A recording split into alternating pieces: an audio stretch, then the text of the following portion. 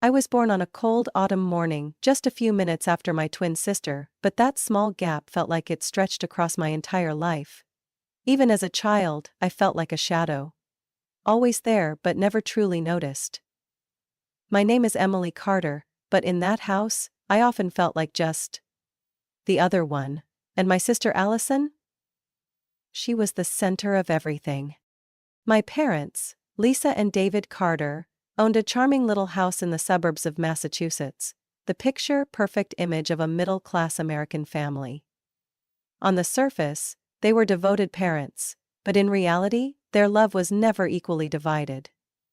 My mother was a successful real estate agent, always busy with clients in impeccably tailored business suits. My father ran a small accounting firm, spending most of his time buried in spreadsheets, rarely paying attention to what was happening at home.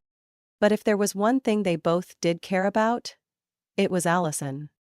I don't remember the exact moment I realized the imbalance in our house. Maybe it was the afternoon when Mom took us both shopping, and Allison got a brand new pair of sneakers, while I had to pick from the clearance rack. Or maybe it was Christmas, when we were 7, and under the tree Allison's pile of presents towered nearly twice as high as mine. But perhaps the clearest sign was the way they looked at her. Eyes filled with pride, with expectations. And the way they looked at me, as if I were just an afterthought. Allison was always the favorite, whether it was birthdays, clothes, or compliments when guests came over. Even in family photos, Mom always positioned her front and center, dressed in expensive dresses with perfect curls, while I stood off to the side in a last-minute, bargain bin outfit. Any summer job. They weren't cruel, exactly, they just didn't need me. And I spent my entire childhood trying to understand why. I never thought I was that different from Allison when we were little. We had the same soft brown hair, the same green eyes as Dad. But somehow, she always seemed to shine brighter. Or maybe, she was simply placed in the light, while I remained in the shadows. I first noticed it when we were about 5. Mom took us shopping for new fall clothes. I had been so excited when I saw a pair of blue sneakers that I absolutely loved, but when Mom glanced at the price tag, she shook her head. "Too expensive, Emily, we need to save money." I nodded even though I didn't fully understand what saving money meant at the time. But just a few minutes later when she stopped at another rack and picked out a brand new pair of Nike sneakers for Allison, something inside me shifted. "But you said we needed to save," I said. Mom didn't even look up. "Allison needs good shoes for gym class." "You don't?" I didn't argue, I just lowered my head, accepted the clearance rack shoes, and told myself they weren't that bad. But inside, something unfamiliar took root. A small stone dropped into the still water of my mind, sending out the first ripples. The difference became even clearer during the holidays. I remember Christmas when we were 6. The night before, Allison and I hung our stockings by the fireplace, giggling with excitement for Santa's arrival. But the next morning, as we ran downstairs, I noticed it immediately. Allison's stack of presents was taller than me. Mine? A small, neat pile, in the corner. I swallowed the lump in my throat, telling myself, it's not about the number. It's about the thought. But, as Allison tore open box after box, Barbie dolls, a dollhouse, a set of expensive art supplies. I unwrapped a cheap plastic doll and a coloring book. "Do you like it, Emily?" Dad asked as I pulled out my final gift. A plain gray sweater, clearly bought in a last-minute rush. I smiled, even though it wasn't entirely genuine. "Yeah, I love it." But when I looked over at Allison, I saw Mom helping her tie ribbons in her hair, admiring her brand new princess dress, telling her how beautiful she looked. Nobody even noticed me. When Allison turned 6, Mom took her to a salon to get her ears pierced. I remember staring at her sparkling new earrings, a childish envy bubbling inside me. "I want to get mine pierced too," I said. Mom shook her head without hesitation. "Earrings wouldn't suit you, Emily, you wouldn't like them." I didn't understand, how did she know what I'd like if I'd never even tried? Then, when Mom signed Allison up for ballet lessons, I was so excited. I wanted to wear a pink tutu, to spin on the polished wooden floors just like her. But when I asked, Mom just shook her head. We can't afford for both of you to take lessons. But there was always money for Allison. If she wanted something, Mom found a way. Gymnastics, piano, swimming. Allison had the chance to experience everything, while I was always left on the sidelines, watching in silence. I tried not to care. I told myself maybe I didn't really want those things. But at night, as I stared at the glow-in-the-dark stars on our ceiling, Allison's side, always shining brighter than mine, I realized favoritism wasn't just about material things. It was in the little details. The ones people didn't even notice. And that was what hurt the most. I always hoped that once I started school, my world would change. That I wouldn't be the forgotten child or Allison's shadow anymore. I thought maybe teachers would see me, classmates would treat me fairly, and maybe, just maybe, my parents would finally realize that I mattered too. But I was wrong. On the first morning of school, Mom took us outside for pictures. Allison and I wore identical uniforms. Plaid skirts, white blouses, navy cardigans. For the first time, I felt like we were truly twins. Equal. But then Mom raised her phone, tilted her head toward Allison, and said, "Listen, turn your head a little. Yes, just like that, now smile, perfect." I stood beside them, waiting. But Mom just checked the picture and put her phone away. Not a single photo with me as the focus. I told myself it was just an oversight. But as we stepped into school, I couldn't shake the feeling that this was just the beginning of a pattern that would never end. After our first class, I saw Mom's car parked by the school gate. I hurried toward it, but before I could reach the door, she turned to Allison, her face lighting up. "Ready for ballet class, sweetheart?" I stared at her, waiting. But she barely glanced at me. "Emily, go straight home and finish your homework." I didn't know why I was surprised. This was how it always went. Monday through Friday, Mom took Allison to extracurriculars. Ballet, piano, painting, swimming lessons on the weekends. And me? I walked home alone, did my homework in an empty house, listening only to the ticking clock and the distant sounds of the neighbors outside. At first I thought if I worked hard enough they would notice me. I spent hours perfecting my handwriting, doing extra math problems, reading ahead in literature class so I could answer every question the teacher asked. I started getting perfect scores on my tests. But it didn't change anything. One evening, after Mom and Allison returned from ballet, I ran up to them, holding out my math test. "Mom, I got a perfect score," I said excitedly, handing her the paper. She glanced at it for barely a second before turning to Allison. "Sweetheart, what did you learn in ballet today?" "I learned how to do a triple spin. My teacher said I did amazing," Allison beamed. Mom clapped her hands, her face glowing with pride. "I knew it. My little star is so talented." I stood there, still holding my test paper, feeling nothing but emptiness. By the time I turned 12, I had stopped expecting recognition from my parents. I just kept my head down, studying in silence, trying to ignore the constant feeling of being left behind. But then, one night, I heard something I could never forget. It was late. I had stayed up reading in my room.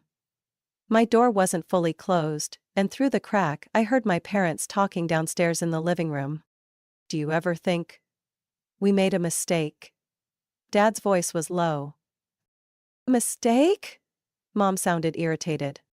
"The kids. I mean, Allison is wonderful, but do you ever think two was too many?" Silence. My heart pounded in my chest. "Of course," Mom whispered. "Allison is everything we could have hoped for in a child. But Emily, she's just there. There's nothing special about her." My hands clenched the edge of my bed. I couldn't believe what I had just heard. I had always known they didn't love me the way they loved Allison. But hearing them say it, confirming they had never even wanted me, was like a knife straight to my heart.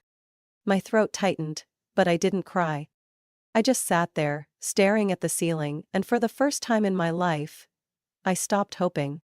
From the night I overheard my parents say they never wanted me, something inside me changed. Before, I had tried. I had tried to get Mom's attention, to earn Dad's praise, to carve out a place for myself in this family. But now I understood. No matter what I did, they would never change. They had long ago decided that Allison was their pride, the only child they truly needed. I couldn't change them, but I could change myself. And that's exactly what I decided to do. I no longer hoped for my parents' love, but I still had my mind. If I couldn't win their approval, I would win something else. Success. I threw myself into my studies. If the teacher assigned 3 chapters, I read 5. If an essay required 1 page of analysis, I wrote 3, with airtight arguments. I joined academic clubs, competed on the debate team, and won every academic competition I entered. Slowly, my teachers began to notice me. "Emily, your essay on the American dream was truly exceptional," my English teacher remarked one day. "Emily always demonstrates excellent logical reasoning," my math teacher praised in front of the class. Every time I heard those words, I felt stronger. I didn't need my parents' recognition. I could prove my worth on my own. But not everyone was happy about it. Allison was used to being the center of attention, but now, there was something she couldn't have: the admiration of our teachers.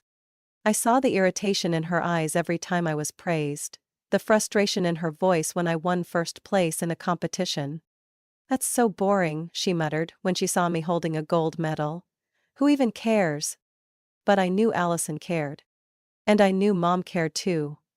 Not because she was proud of me, but because she couldn't stand seeing Allison overshadowed. It all came to a breaking point on a Monday afternoon. We had just finished an important exam, and when the teacher announced the scores, I ranked first in the class, with a perfect score. Allison, sitting right beside me, barely managed an average grade. That night at dinner, Mom was unusually quiet, but I could feel the tension in the air. And the next morning, as I walked through the school hallway, I saw her standing with the principal. "Principal Dawson, I'm very concerned," her voice rang out, loud enough for me and several students nearby to hear. "The teachers here seem to have a clear bias. I can't help but notice that my daughter, Allison, is being treated unfairly. Meanwhile, Emily gets all the praise." I froze. I could not believe my mother was doing this. The principal, ever professional, responded in a calm voice. "Mrs. Carter, the students' grades accurately reflect their abilities. There is no favoritism here." But my mother refused to accept that. She argued, growing more insistent, but in the end, when she realized she couldn't change anyone's mind, she stormed off, her face flushed with anger. Allison stepped out of the office right after, a smug expression on her face. "Mom's not going to let this go," she whispered, as she walked past me. But I didn't care. I didn't need Mom's approval. I just needed to keep moving forward. I was exhausted from having to beg my parents for pocket money, only to watch them hand Allison large bills without a second thought. So when I turned 16, I decided to earn my own money. I got a job at a small cafe near our house. It wasn't glamorous, brewing coffee, wiping tables, cleaning up. But I loved the independence. I loved having coworkers who actually valued me. Loved the way customers smiled and thanked me when I brought them their drinks. For the first time in my life, I felt like I had a place, however small, in a world that didn't revolve around Allison. But of course that didn't sit well with her. "I can't believe you're actually working as a waitress," she scoffed one morning when she saw me in my cafe uniform. "That's so pathetic." I just shrugged. "Good," I said, not even pretending to care about her insults. "I have no desire to live extravagantly like you." Allison glared at me, but for the first time, I didn't feel afraid or hurt. I was building a life of my own, and I knew This was only the beginning. I always thought my mother's side of the family didn't exist. Growing up, I never once heard Mom mention my maternal grandparents. No pictures, no letters, no holiday phone calls. When I asked, she always gave the same curt response. "They're a part of our lives."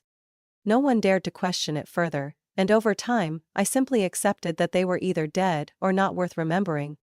But then, one day, I discovered the truth. That night, I came home from my cafe shift. As I passed by Mom's office, I heard her voice. Sharp, irritated. "I told you, I don't need anything from you, stop calling me." A long silence followed before she spoke again, her tone lower but just as cold. "I built a better life without you, don't try to crawl back in." Then came the slam of the phone, so loud that I flinched. I stood frozen outside the door, my heart pounding. Who was she talking to? I had never seen her so rattled before. And from what I had just heard, there was only one possibility. It had to be my grandparents. Curiosity gnawed at me all night. The next morning, while Mom and Allison were out shopping, I searched through her office. Among stacks of files and business documents, I found an old notebook, its brown leather cover worn with age. Flipping through the pages, I stopped when I spotted a handwritten address. Right next to the words, "Do not contact." I sat down, my pulse quickening. It was an address in the next town over, not far at all. And I knew exactly what I had to do. That afternoon, instead of heading to work, I took the bus to the address in the notebook. I didn't know what to expect. A run-down house, a shabby neighborhood. But when the bus stopped, I was stunned. In front of me stood a charming, well-kept house with a neatly trimmed lawn, vibrant flower beds, and a pristine white picket fence. There was no sign that this was the home of people my mother had deemed not worth contacting. I walked up to the door and took a deep breath before knocking. Within seconds, the door opened. The woman standing before me had silver hair neatly pinned back, warm brown eyes filled with surprise. Behind her, an older man with thin glasses stood up from his chair, studying me intently. "And you are?" I swallowed hard, my voice trembling as I spoke. "I'm Emily Carter." The woman's eyes widened. The man mumbled something under his breath as they both froze, staring at me. "Oh my God," she whispered, covering her mouth with her hand. "It's her. It's our granddaughter." Before I could react, she pulled me into a tight embrace. They ushered me inside, seating me on a velvet-upholstered burgundy couch. Before I could even ask a question, she started crying. "We never thought we'd get to meet you," she said, gripping my hands. "We tried to reach out, but your mother, she never let us." "Wait," I asked, my chest tightening. "Why did she cut you out of her life?" The old man sighed. "Because your mother always wanted a more glamorous life. When she married your father, she felt ashamed that we weren't as wealthy as his family." I clenched my fists. Had my mother really erased an entire part of our family just because of that? But before my anger could rise, my grandmother spoke again, her voice soft but firm. "My dear, there's something you should know." She glanced at my grandfather before turning back to me, her expression filled with quiet mystery. "We're not poor." I blinked. "What?" My grandfather chuckled, his eyes twinkling with amusement. "We invested in technology years ago. Now let's just say we're quite comfortable financially. But we never wanted a lavish life. We love this home, this life." I sat there, speechless. My mother had abandoned them because she thought they weren't good enough, when in reality, they might be wealthier than my parents? My grandmother squeezed my hand gently. "But none of that matters. What matters is that you're here now, and you always have a family here, Emily." For the first time in a long time, I felt like I truly belonged somewhere. And I knew this was only the beginning. I had always known my place in this family. I wasn't the pride. I wasn't the cherished child. But even though I had accepted that truth, I still wasn't prepared for how brutally obvious they would make it on my graduation day. Graduating from high school should have been a milestone. A moment to celebrate my achievements, my hard work, my transition into adulthood. But in the Carter family, it was just another event for Allison. From the early morning hours, Mom fussed over Allison's outfit, carefully steaming the cream-colored silk dress she had specially bought for the ceremony. Dad hovered around, taking endless photos of her from every angle, showering her with praise about how perfect she looked. And me? I quietly put on the simple dress I had bought for myself with my own hard-earned money. No one even asked if I needed help.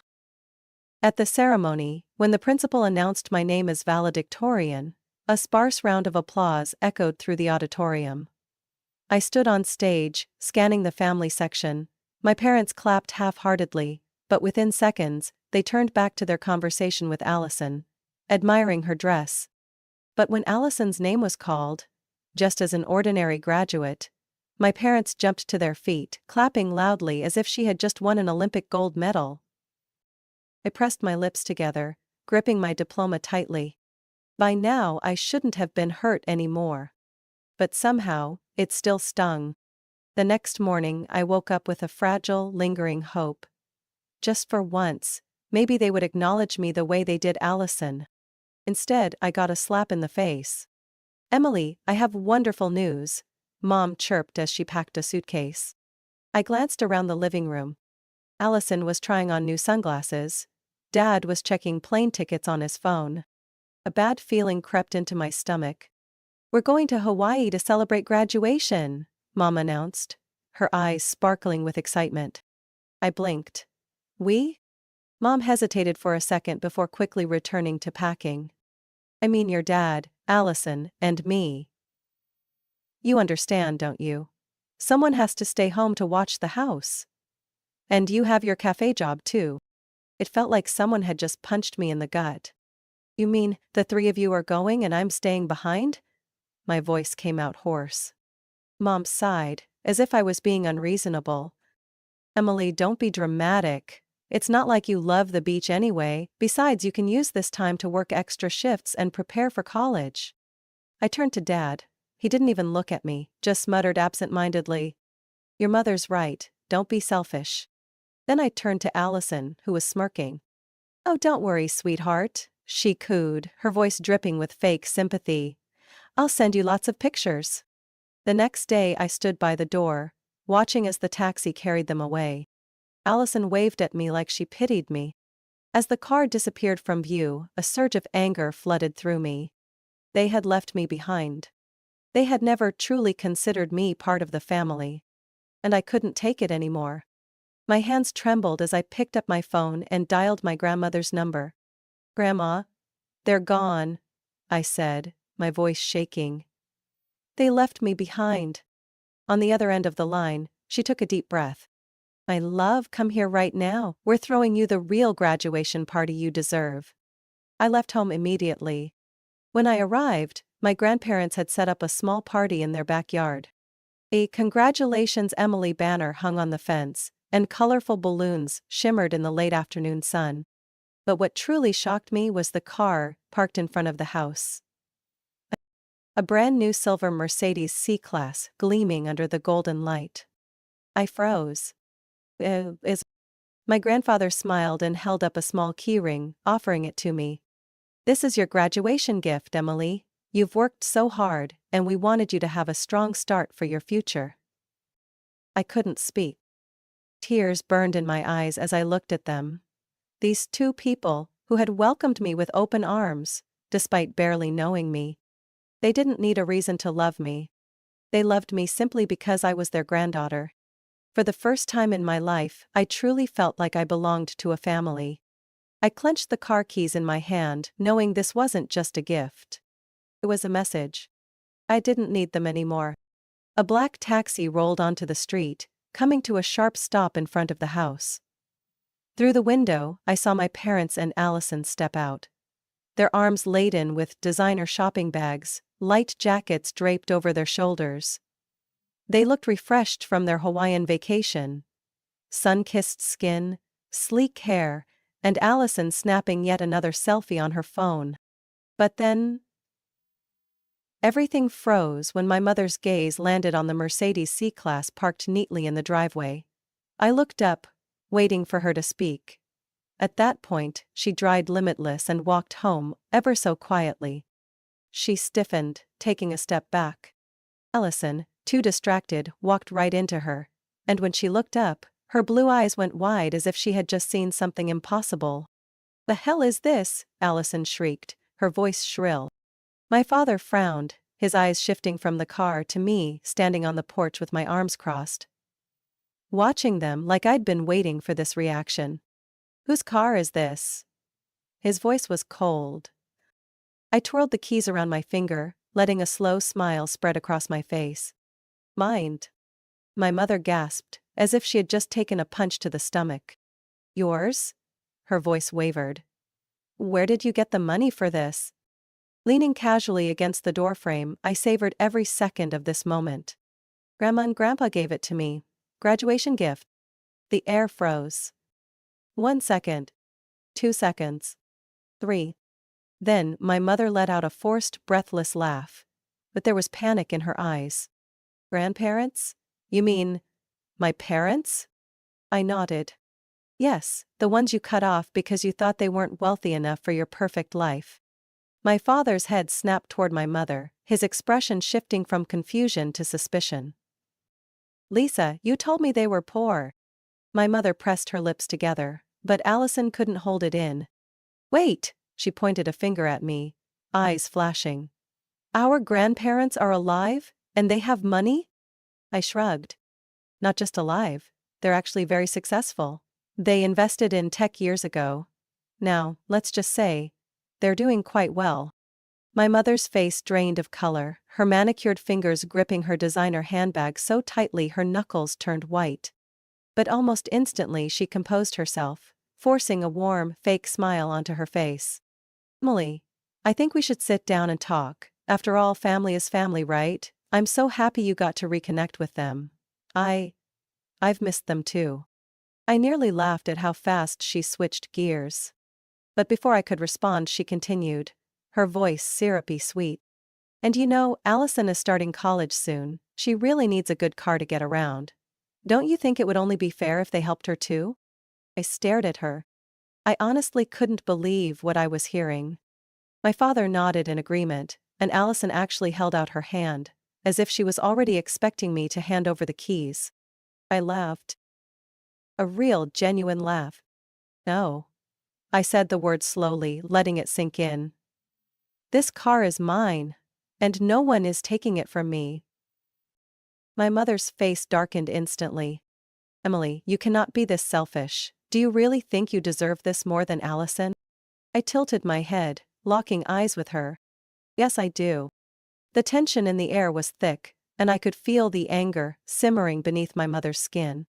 But before she could explode, I calmly reached into my pocket and pulled out an envelope. "One more thing." I slid out a letter and held it up for them to see. A Princeton acceptance letter. The house fell silent. My parents froze. Allison's mouth dropped open. "I got a full scholarship," I said smoothly. "So, in a few days, I'll be leaving. And I won't be coming back." My mother staggered, as if my words had physically shoved her backward. "Oh, I can," I cut her off. "And I will." Allison finally snapped out of her shock, stepping in front of me. "You can't do this, you can't just leave, you're my sister." I met her gaze head on. "Oh? I thought I was just a nobody in this house." For the first time in her life, Allison had nothing to say. I turned on my heel and walked toward my Mercedes. Opening the driver's door, I slid into the seat and started the engine. As I glanced up, I saw my mother open her mouth, as if she wanted to say something. But she didn't.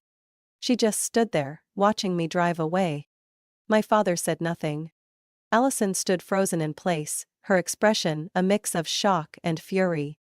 I pulled out of the driveway, leaving behind years of neglect, rejection, and invisibility. For the first time in my life, I felt free.